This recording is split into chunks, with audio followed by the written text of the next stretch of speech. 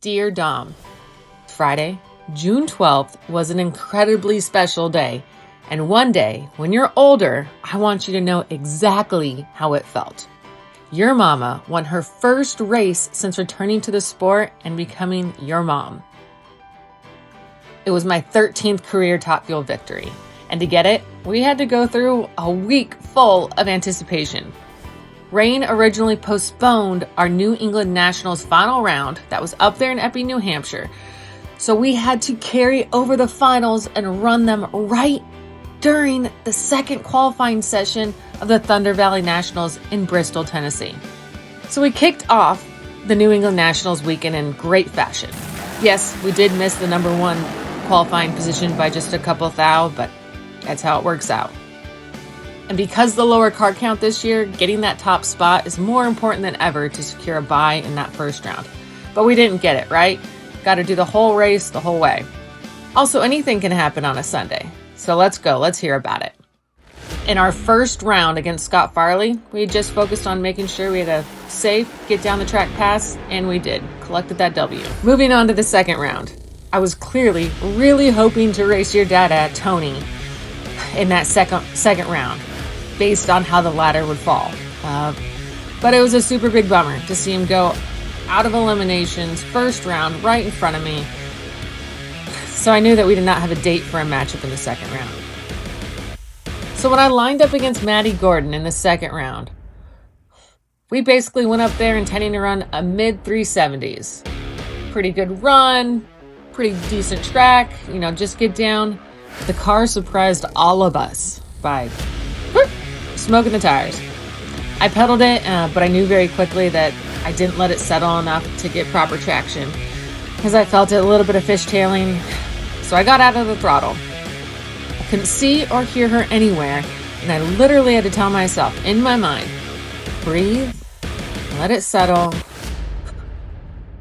It felt like I spent, an entire day in the middle of the racetrack just waiting for the car to calm down. And finally, eased into the throttle, got a little bit of traction, didn't hear her next to me, and I'm like, all right, we're ahead. We're still going to be ahead. We're going to get this. And we were hooked, made it to the finish line, got that second round win. I will say, though, that second round win, that run caused a lot of confusion for us because basically all the data shows that we should not have smoked the tires. But from a parts and pieces standpoint, we had broken a fuel nozzle right at the 90-degree turn into the injector. And, the magic question is, did or did that not play a piece? Was that the culprit of smoking the tires? So we had to make a massive decision, right? Going into the semifinals against Billy Torrance. Do we keep our initial plan or adjust for a questionable thing that we don't know? We decided to roll the dice, and collectively, as a team, Neil, Mike, Phil, my 1.5 cents that I have, we chose to run the semis with the exact same setup we had in the second round. We said that thing was going to make it down even though it didn't, and so therefore, that's what we put in it. It worked. Yes, we slowed down just a little bit to a 377, but we needed to get down the track. But what did that do for us heading into the final?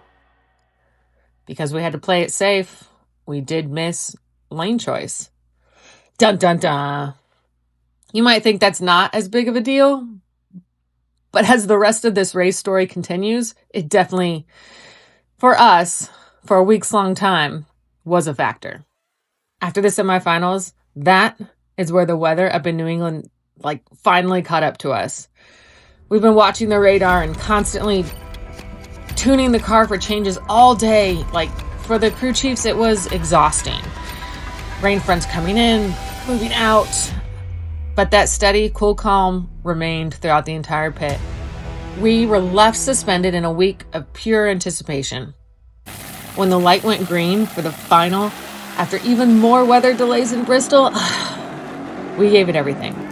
Your mama drove that Dodge Dragster to a 379 4-second pass at 332 miles an hour, taking the win. I was and still am more happy than I thought I ever would be with that win.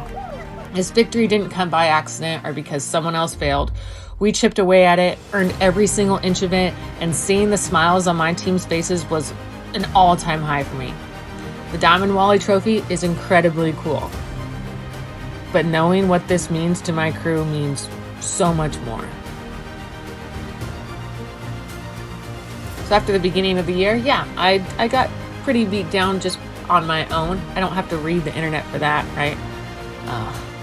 I'm a racer and I'm pretty hard on myself. But because of the systematic, unwavering plan that my team helped me to build, creating goals that were attainable for me, I honestly feel like I am in a better spot than I have ever been as a driver.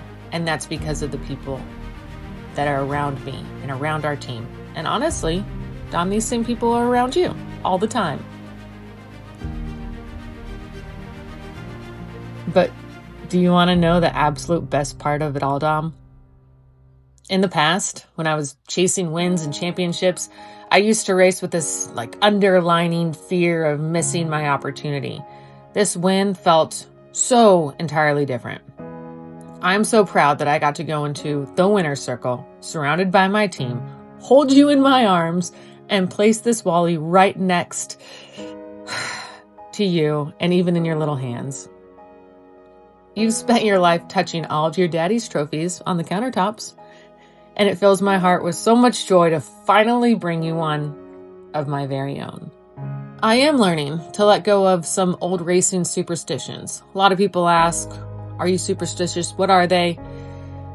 And I bet you that more people have them and are afraid to admit it or afraid to admit what they are, and that's totally fine.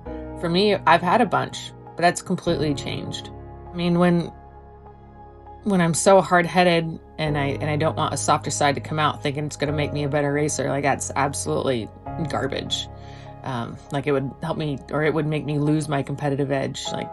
No, it's nonsense.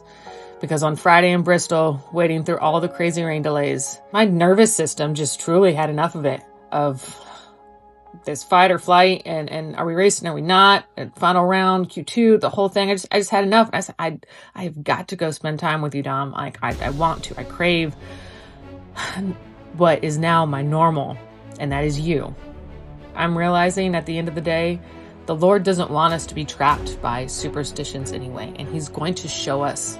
The Lord's always going to show us a way. And when I specifically prayed about it and he opened an opportunity for me to change my superstition ways, as in getting rid of them, that in and of itself with this win is its own win. The Lord wants us to do what makes our hearts happy and to live a life he can be proud of. That is the type of life I'm trying to live and the type of racing I want to accomplish while raising you. We still have a lot more racing left to do, right? We are midway through the season. But for right now, your mama is going to keep this momentum going. Always remember this win. Learn from it and how we can build upon, because as you know, the middle of this 2026 season is stout. And we are one of the leading cars right on the tail of those other two ones. When I say right on the tail, I don't mean points-wise, right? For all of our listeners and people watching this, we're pretty far out of points at this moment, but we are much closer in the times we're putting up on the scoreboard and closing in on what that finish line gap looks like each race as we go on. Dom, I love you more than any win, and I'm excited to share all of my future success with you.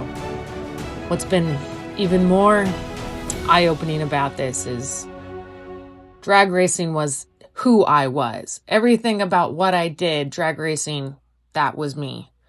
Now, with you, drag racing is what I do, but it's not who I am. I am your mom. Love always, your mama.